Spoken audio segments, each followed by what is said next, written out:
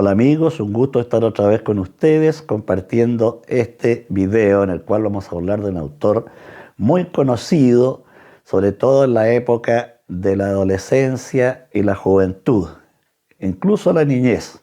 Me refiero a Julio Verne, este autor que nació en 1828 en Francia y murió en el mismo país en 1905. La vida de Julio Verne, a diferencia de otros autores, no estuvo marcada por la bohemia, la tragedia o la tristeza. Fue una vida sumamente ordenada y pausada. Salvo en su niñez, cuando tenía 11 años, tuvo lo que podríamos llamar un arrebato de fantasía. Estaba enamorado de una prima y decidió embarcarse en una nave que zarpaba hacia Sudamérica con el objetivo de traerle a la niña un collar de coral. Por supuesto, su travesura fue impedida por su padre, que lo bajó del barco y le propinó una paliza.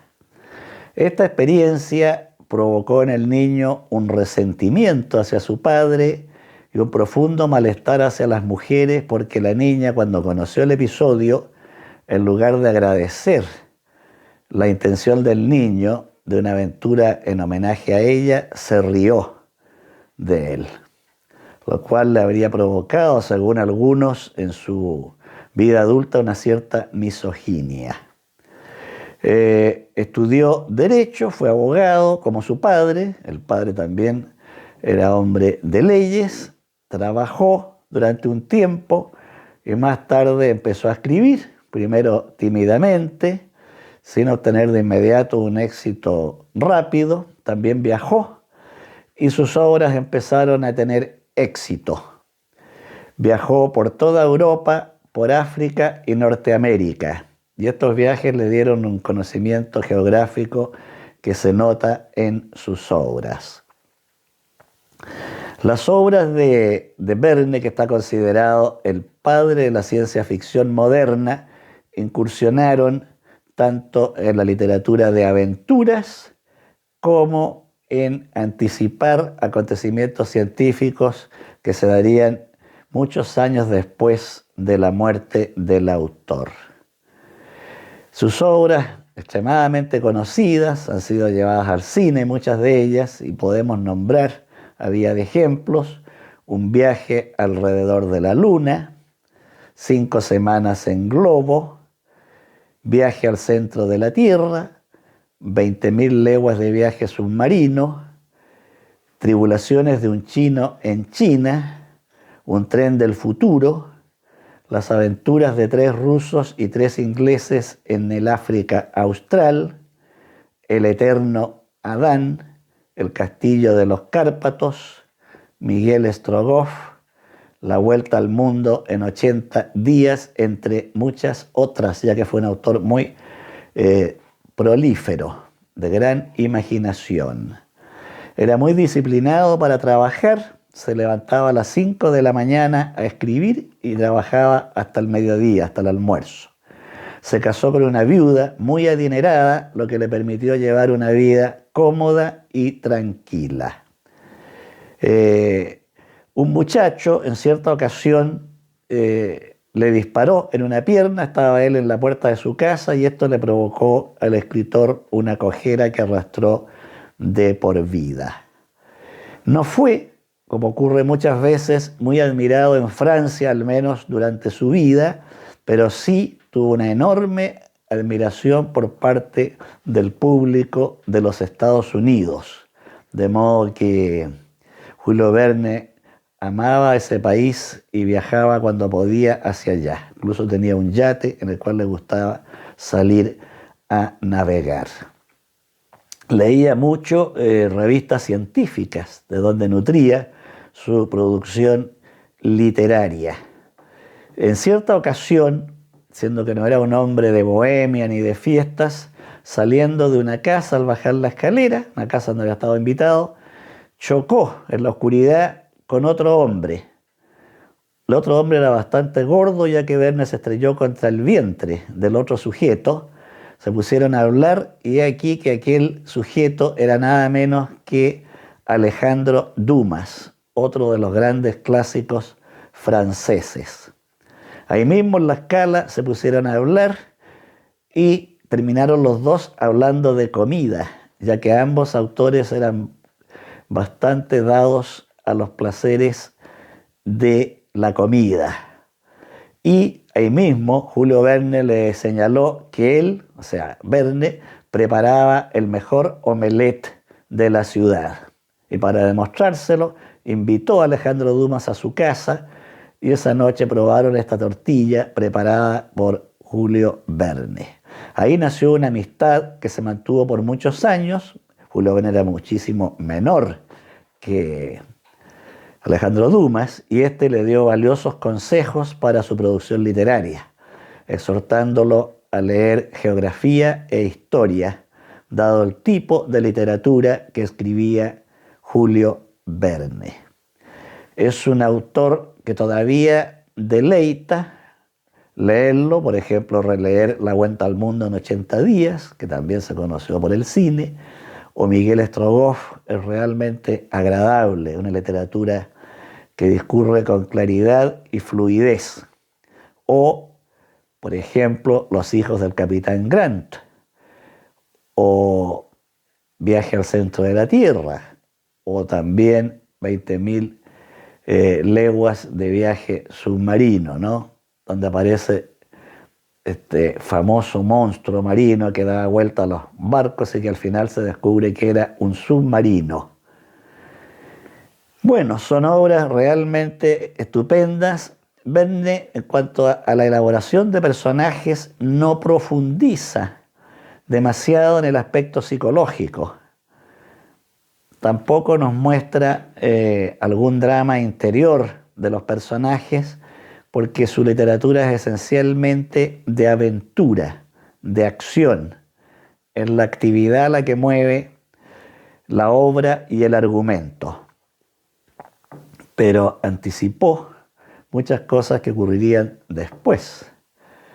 De modo que fue un autor distinto en cuanto a la época en que vivió.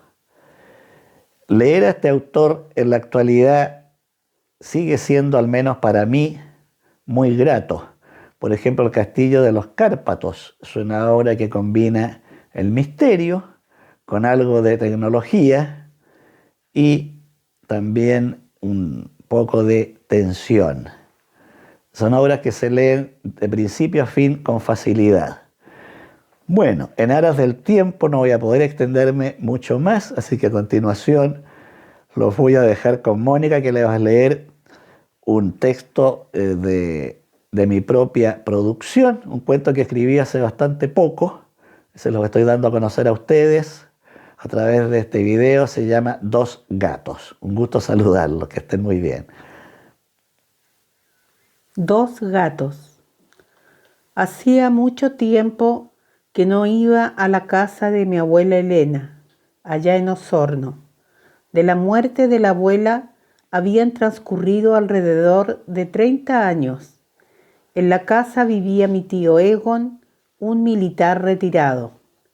El tío era uno de los dos hijos varones de la abuela y habitaba solo esa gran casa sureña con un amplio antejardín y una enorme huerta en la parte posterior. El barrio era tranquilo y silencioso. Todo estaba como yo lo recordaba, aunque la presencia solitaria de mi tío en aquel caserón, que tal vez por el paso del tiempo me parecía un tanto distante, era injustificada porque él tenía un hijo que podía acompañarlo. El comedor amplio, con dos ventanales cubiertos por limpísimas y delgadas cortinas que dejaban pasar el pálido sol de la tarde, me resultaba tan acogedor como en la época de mi niñez. Pero había algo completamente nuevo e inquietante. Un tigre joven, de singular belleza y corpulencia, que se paseaba mirando y olfateando las paredes como si buscara siguiendo un rastro que nadie más que él podía percibir. Trasladé una mesita rectangular de madera oscura junto al ventanal del comedor que daba a la calle. Coloqué mis papeles, lápices y una silla y me dediqué a escribir. De pronto apareció el tigre y metiendo la cabeza entre la mesita y mis piernas, se echó a dormir igual que un gato doméstico. No pude evitar un estremecimiento. Si el gran felino tuviera conciencia de su fuerza y poderío, me haría pedazos en menos de un minuto. Estos pensamientos me atormentaban, impidiéndome trabajar. Más tarde, el tío Egon me llamó a la cocina. Estaba alterado. En su mirada había indignación. Su voz se había elevado, me hacía duros reproches. Había leído uno de mis papeles que contenía afirmaciones y conceptos contrarios a los militares. Esto lo tenía fuera de sí. En ese momento entró el tigre. Se movía nervioso, paseándose alrededor de nosotros. Observé con asombro que la conducta de mi tío influía en la conducta del felino y sentí que un peligro inminente me amenazaba. Acercándome con sigilo a la ventana que estaba a mi espalda, la abrí de un golpe y salté afuera. Enseguida corrí impulsado por la desesperación hacia la puerta del jardín. Crucé la calle y al llegar a la casa del frente, trepé por un muro. Subí al techo y continué saltando sobre las planchas de zinc hasta caer en un hueco que me condujo a una habitación llena de tibieza y aromas donde varias mujeres me miraban sonriendo. Era una cocina, preparaban el té. Les hablé de lo que me ocurría. Con amabilidad me ofrecieron su protección y me invitaron a la mesa. Sus rostros se parecían a esos que nos miran desde antiguas fotografías en blanco y negro en un álbum familiar. Un ruido agudo, como un silbido al otro lado de la ventana, me hizo abrir los ojos. A los pies de la cama ronroneaba Eneas, mi gato de pelaje atigrado.